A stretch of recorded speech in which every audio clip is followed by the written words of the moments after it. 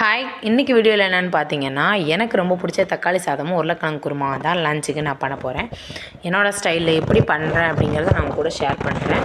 நீங்களும் அதே மாதிரி ட்ரை பண்ணி பார்த்துட்டு எப்படி இருந்துச்சுன்னு கீழே கமெண்ட் பண்ணுங்கள். அதுக்கு நான் தேவையான அளவு வெங்காயம், நான் எத்தனை பேருக்கு சமைக்கிறேனோ அதுக்கேற்ற மாதிரி காய்கறியெல்லாம் கட் பண்ணி எடுத்து வச்சுருக்கேன்.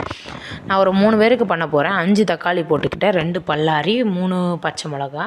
உருளைக்கிழங்கும் அதே மாதிரி 2 உருளைக்கிழங்கு, 2 பல்லாரி, 2 தக்காளி, 2 பச்சை மிளகா. இந்த அளவுக்கு தான் நான் கட் பண்ணி ஆல்ரெடி எடுத்து வச்சுட்டேன். இந்த பக்கம் நான் 2யும் ஒன்று போல் செய்கிறதுனால 2 பாத்திரம் எடுத்து வச்சுருக்கேன். கடாய் வச்சுட்டு கடாயில் வந்துட்டு கடுகு போட்டு தாளிச்சிக்கிட்டேன். குக்கரில் வந்துட்டு ஸ்பைசஸ் போட்டு தாளிச்சிருக்கேன்.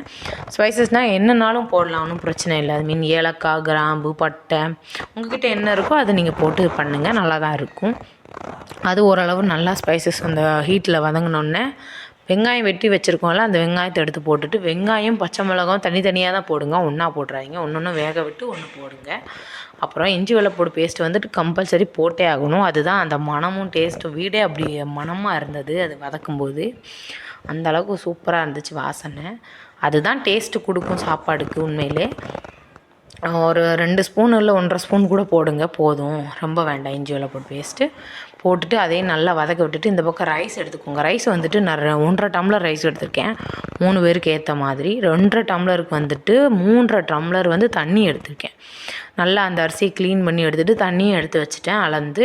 அதுக்கப்புறம் இந்த பக்கம் வெங்காயம் நல்லா வந்தோன்னா தக்காளியை போட்டு நல்லா வதக்குங்க. தக்காளி வந்து நல்லா வதங்க விடணும். என்னை பொறுத்தளவுக்கு தக்காளி நல்லா வெந்து சுருங்கி ஒரு மாதிரி குழஞ்சி வந்து வேகிற அளவுக்கு வேக விடணும். அப்போ தான் அது வந்து உண்மையாகவே நல்லா வதங்கியிருக்கு. மொத்த டேஸ்ட்டும் சாப்பாடில் இருக்கும், தக்காளியோட இதுவும் இருக்கும். அதுக்காகத்தான் அப்படி வதக்குறேன். இன்னும் வதங்கிக்கிட்டே இருக்கணும். இந்த பக்கம் உருளைக்கிழங்கு வந்துட்டு குருமாவுக்கு வெங்காயம் பச்சை மிளகா வெந்ததுக்கப்புறம் உருளைக்கிழங்கை போட்டு கொஞ்சம் நேரம் மூடி வேக வச்சுருக்கேன். உப்பு போடுங்க, மறக்காதீங்க உப்பு போட. ஏன்னா உப்பு போட்டால் சீக்கிரம் வெந்துடும், அதுக்காக தான். அதோட தக்காளியும் போட்டு நல்லா அதையும் கிண்டி நல்லா வேக விடணும் கொஞ்சம் நேரம். அதை வேக விட்டுட்டு அப்புறம் மசாலா என்னென்ன போடணும் அப்படிங்கிறத, நான் என்னென்ன போட்டு பண்ணுறேன் அப்படிங்கிறத நான் கூட சொல்கிறேன்.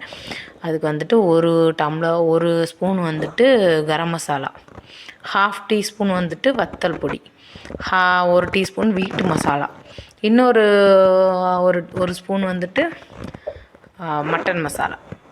இதனால தான் நான் எப்போவுமே போடுவேன். மட்டன் மசாலா இல்லை அப்படின்னா நீங்கள் சிக்கன் மசாலா கூட போட்டுக்கலாம், அது இன்னும் நல்லாவே இருக்கும். என்கிட்ட சிக்கன் மசாலா இல்லை, அதனால் மட்டன் மசாலா போட்டு நான் பண்ணுறேன்.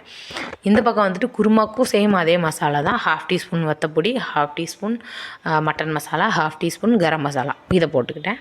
போட்டுட்டு கொஞ்சம் தண்ணி ஊற்றிட்டேன். தண்ணி ஊற்றினா தான் உருளைக்கிழங்கு நல்லா வேகும், அந்த கிரேவி மாதிரி டெக்ஸ்சர் நமக்கு கிடைக்கும்ல. இந்த மாதிரி நல்லா உருளைக்கிழங்கு வேகணும். வேகும்போது அது வெந்துகிட்டே இருக்கும்போது இந்த சைடு நம்ம ரெடி பண்ணி வச்சுருந்த தண்ணி வந்து நல்லா கொதிக்க ஆரம்பிச்சிட்டு அதில் ரைஸை தட்டி விசில் போட்டேன். விசில் வந்துட்டு சில பேர் 3 விசில் போடுவாங்க. இங்கே உள்ள ரைஸுக்கு நான் எக்ஸ்ட்ரா ஒரு விசில் போட்டிருக்கேன். நான் 3 விசில் கொஞ்சம் சூடு ஆறினோன்னே ஒரு மாதிரி விரைச்ச மாதிரி ஆகிடுது, அதனால நான் 4 விசில் வச்சுருக்கேன். அதுதான் எனக்கு கரெக்டாக இருக்குது. அப்புறம் லாஸ்ட்டாக வெந்து இறக்குனோன்னே அப்படியே ஓப்பன் பண்ணி பார்த்தா இந்த மாதிரி தான் இருந்துச்சு. அவ்வளோ கலர்ஃபுல்லாக இருந்துச்சு, சூப்பராக இருந்துச்சு. இதில் இன்னொரு விஷயம் மசாலாவில் என்ன அப்படின்னு பார்த்தீங்கன்னா, லைட்டாக மஞ்சள் பொடி போட்டுக்கோங்க. எனக்கு மஞ்சள் பொடி போடாமலே அவ்வளோ மஞ்சள் அவ்வளோ அழகாக இருந்துச்சு விரவும்போது. அப்புறம் லாஸ்ட்டாக நெய் போட்டு நல்லா விரவி எடுத்து பிளேட்டில் வச்சு சாப்பிட்டிங்கன்னா செம்ம டேஸ்ட்டாக இருந்துச்சு ஃப்ரெண்ட்ஸ். 2மே சூப்பராக இருந்துச்சு. குருமாவும் அதே டைம் சூப்பராக ரெடி ஆகிடுச்சு. இதே மாதிரி நீங்களும் ட்ரை பண்ணி பாருங்கள், எப்படி இருக்குது அப்படிங்கிறத கண்டிப்பாக சொல்லணும், கீழே கமெண்ட் பண்ணுங்கள். இந்த வீடியோ பிடிச்சிருந்தால் லைக் பண்ணுங்கள். லாஸ்ட்டாக மறந்துடாதீங்க, இந்த பிரியாணி ஃபீல் வரணும்ல, இதுவும் ஒரு பிரியாணி மாதிரி தான், டேஸ்ட்டாக தான் இருக்கும். பிரியாணிக்கு ஈக்குவல் இது ஓகே, ஏன்னா இதுவும் நிறைய பேருக்கு பிடிக்கும். அதனால் லாஸ்ட்டாக ஒரு பிரியாணி ஃபீல் வரணுங்கிறதுக்காண்டி வெங்காயம் லைட்டாக கட் பண்ணி வச்சு சாப்பிட்டு பாருங்கள். உண்மையிலே சூப்பராக இருந்துச்சு. நீங்களும் எப்படி பண்ணி பாருங்கள், கண்டிப்பாக பண்ணி பார்த்துட்டு எப்படி இருந்துச்சு அப்படிங்கிறத கமெண்ட் பண்ணுங்கள். இந்த வீடியோ பிடிச்சிருந்தால் லைக் பண்ணுங்கள், ஷேர் பண்ணுங்கள், சப்ஸ்கிரைப் பண்ணுங்கள். தேங்க்யூ.